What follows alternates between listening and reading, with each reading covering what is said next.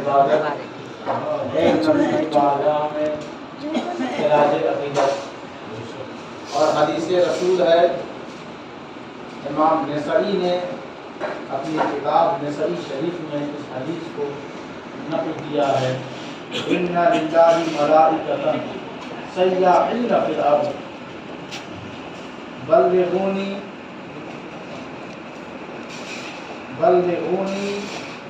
من امتی السلام، یقیناً اللہ کے کچھ فرشتے زمین میں سیر و سیاحت کرتے ہیں، سفر کرتے رہتے ہیں زمین میں۔ کس کے فرشتے؟ اللہ کے فرشتے۔ آقا علیہ السلام فرماتے ہیں کہ وہ ان کا سفر اس لیے نہیں ہوتا کہ چلو یہاں گھوم لیتے ہیں، وہاں گھوم لیں، کشمیر دیکھ لیں، نینی تال دیکھ لیں، دلی ممبئی دیکھ لیں، وہاں بڑا اچھا موسم ہے، وہاں بڑی اچھی ہریالی اور پارک ہے، اس لیے وہ نہیں گھومتے زمین میں۔ سیاحت اور سفر صرف اس لیے ہے کہ بلغونی من امتی السلام، جب مولانا پور میں کوئی حضور کا امتی سلام پڑھے تو سلام کو فرشتے پہنچا دیا۔ اب وہ آیت کریمہ کی میں نے تلاوت کی، یا ایھا الناس ضرب مثل فاستمعوا لہ، اے انسانوں، لوگوں، تمہارے سامنے ایک مثال اللہ پیش کر رہا ہے۔ اب مثال سمجھنے کے لیے غور سے سننا پڑتا ہے، تو کہا فاستمعوا لہ، جس طرح تم قرآن کو غور سے سنتے ہو، وَإِذَا قُرِئَ الْقُرْآنُ فَاسْتَمِعُوا، کہ جب قرآن پڑھا جائے تو غور سے سنا کرو۔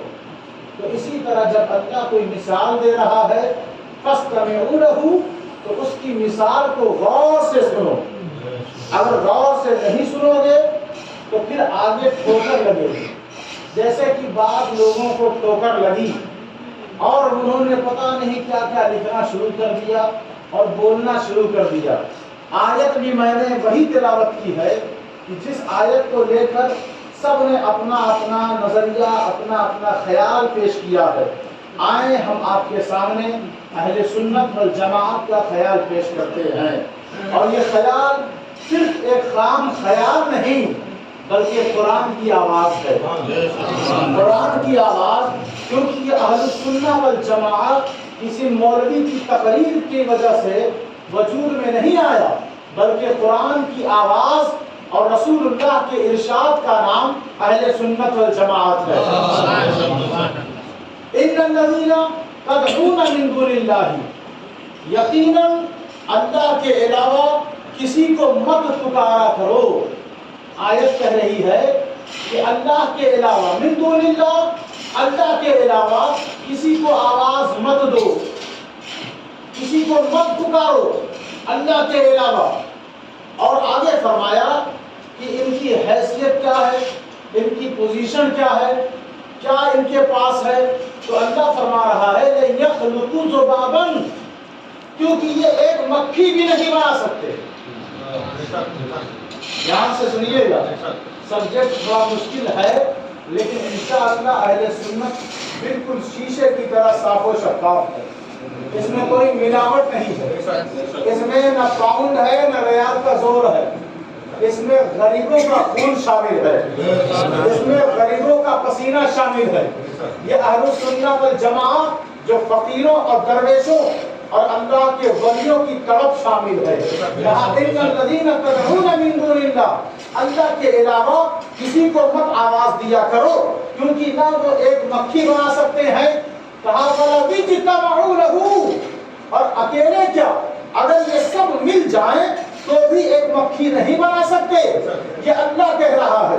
تو اب ہمارے جو غیر ہیں وہ جہاں بھی بیٹھتے ہیں اسی آیت کی تلاوت کرتے ہیں اور لوگوں سے کہتے ہیں خواجہ ایک مکھی نہیں بنا سکتا، غوث ایک مکھی نہیں بنا سکتا، بابا فرید ایک مکھی نہیں بنا سکتے، محبوب الہی ایک مکھی نہیں بنا سکتے، مخدوم اشرف ایک مکھی نہیں بنا سکتے، ابو الغوث کرم دیوان علی ایک مکھی نہیں بنا سکتے، نبی ایک مکھی نہیں بنا سکتے۔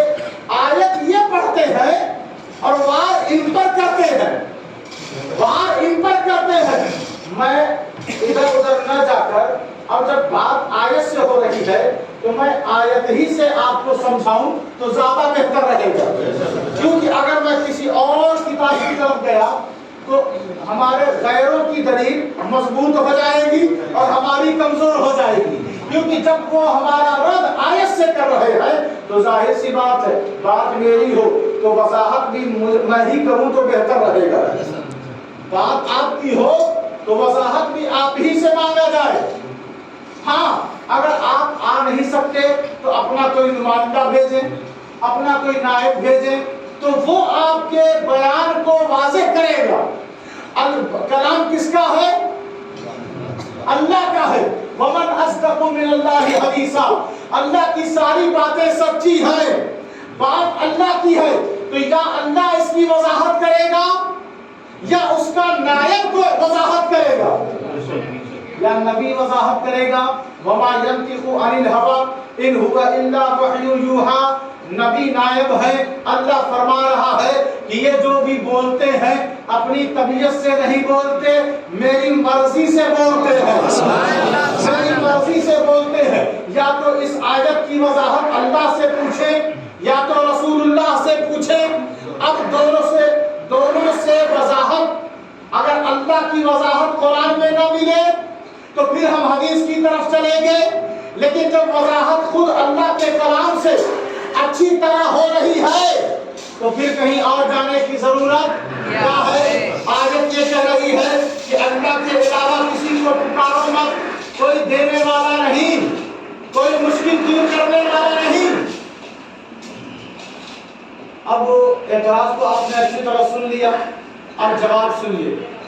وَرَسُولًا إِلَىٰ بَنِي إِسْرَائِيلَ، قرآن مجید کی آیت، وَرَسُولًا إِلَىٰ بَنِي إِسْرَائِيلَ أَنِّي قَدْ جِئْتُكُم بِآيَةٍ مِّن رَّبِّكُمْ أَنِّي أَخْلُقُ لَكُم مِّنَ الطِّينِ كَهَيْئَةِ الطَّيْرِ فَأَنفُخُ فِيهِ فَيَكُونُ طَيْرًا بِإِذْنِ اللَّهِ وَأُبْرِئُ الْأَكْمَهَ وَالْأَبْرَصَ وَأُحْيِي الْمَوْتَىٰ بِإِذْنِ اللَّهِ۔ بنی اسرائیل میں ایک رسول آیا جس کا نام عیسیٰ ہے، جس کا نام عیسیٰ روح اللہ ہے۔ وہ آئے اور آ کر کہتے ہیں میں تمہارے رب کی طرف سے آیا ہوں، نشانی لے کر اور اختیار لے کر۔ بے آیتین، آیت کہتے ہیں نشانی کو، آیت کہتے ہیں اختیار کو۔ تو تمہارے رب کی طرف سے عیسیٰ آئے جو اللہ کا اختیار بھی لے کر آئے اور اللہ کی نشانی بن کر بھی آئے، بن کر بھی آئے۔ تو کہا کیا کہ میں رب کی طرف سے آیا ہوں، میں اختیار لے کر آیا ہوں۔ دروازے پر لوگ آ گئے اور کہا جب اختیار لے کر آئے ہیں تو کچھ بنا کر دکھائیے، کچھ بنا کر دکھائیے۔ حضرت عیسیٰ نے کہا چلو، گئے مٹی گوندا پانی میں اور پرندہ بنایا، پرندہ تیار کر کے فَأَنفُخُ فِيهِ، اس میں عیسیٰ نے پھونک مار دیا، اس میں عیسیٰ نے پھونک مار دیا، اور جب پھونک مارا تو وہ پرندہ اڑنے لگا، وہ پرندہ اڑنے لگا۔ وہاں کہا تھا بندہ کچھ کر نہیں سکتا، بندہ تو ایسا کرتا ہے کہ مٹی کا پرندہ اڑنے لگا، اڑنے لگا۔ اور وہاں کہا گیا کہ اللہ کے علاوہ کوئی کچھ دے نہیں سکتا، نہ نبی دے سکتے ہیں، نہ علی دے سکتے ہیں، نہ ولی دے سکتے ہیں، کوئی دے نہیں سکتا۔ اللہ کے علاوہ کسی کو مت پکارو۔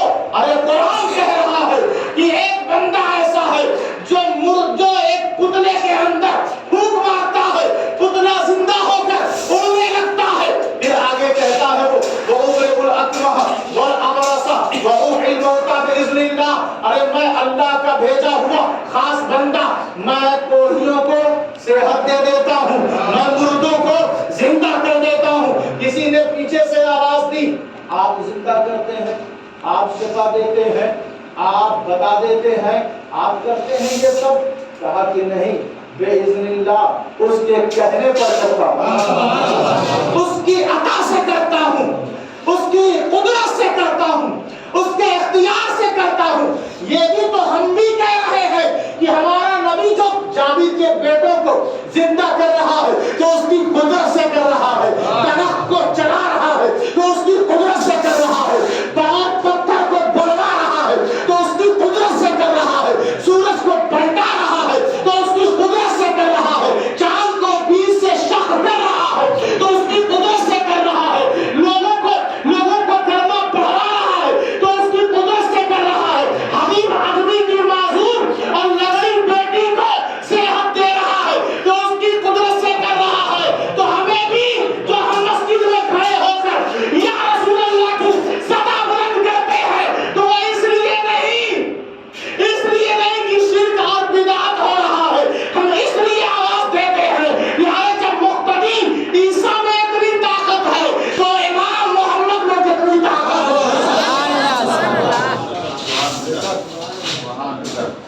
الذین تدعون ایک مکی نہیں بنا سکتے، یہاں پورا پرندہ بن گیا، ایک مکی نہیں